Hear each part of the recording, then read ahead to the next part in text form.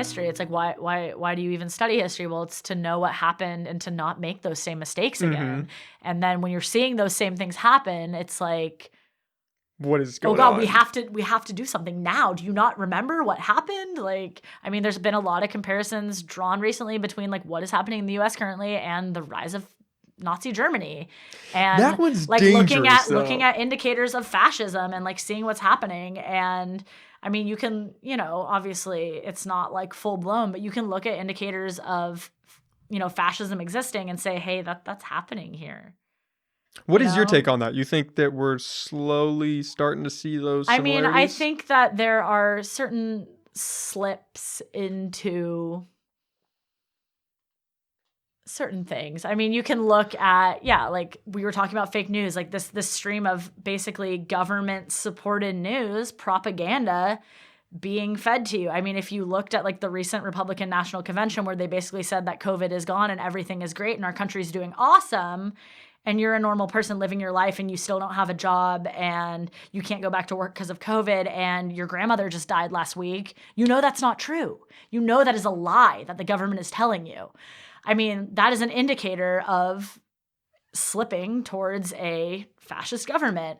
I mean, things like that. This stage that we're living on where, you hear a lot of people saying racism doesn't exist and that anti-fascists and the Black Lives Movement are terrorists.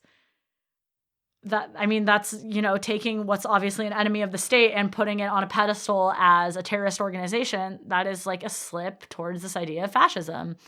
And so, I mean, creating greater state control and greater state power, around this kind of cult of personality, a single leader that is kind of creating, a cult of personality is what it's called. Like people are obsessed with this one person and this leader and wearing the red hats and all that stuff. Like it's, you wouldn't say it's necessarily this is Nazi Germany, but it is reminiscent of things that have happened before that have led to not great situations. I will say that. So that one's hard because people hear that and then they instantly jump to, oh, it's just the left crying wolf. They think Trump's so bad. He's Hitler. Yeah. I mean, how do you go against that? You say, look at history and look at what's happened and look at what we're doing and think about it for a second, I have no idea. That is such, it's a slippery slope. It is a slippery slope. And, a lot of people don't want to believe you when you talk about it. And I don't want to get too into it because people are like, oh my God, you're totally crazy. But it's just, you got to look at indicators of different things and understand that we are slipping into a government that has, when you're having a president that's saying that he is not going to accept losing an election. That, when he talks about because he's so confident down, he's going to win. Yeah. You got to be a little bit worried in the back of your mind, right? That you're slipping towards something that is scary. Worried. I don't think that, man, I don't know. I've gone back and forth so many times on the whole Trump situation.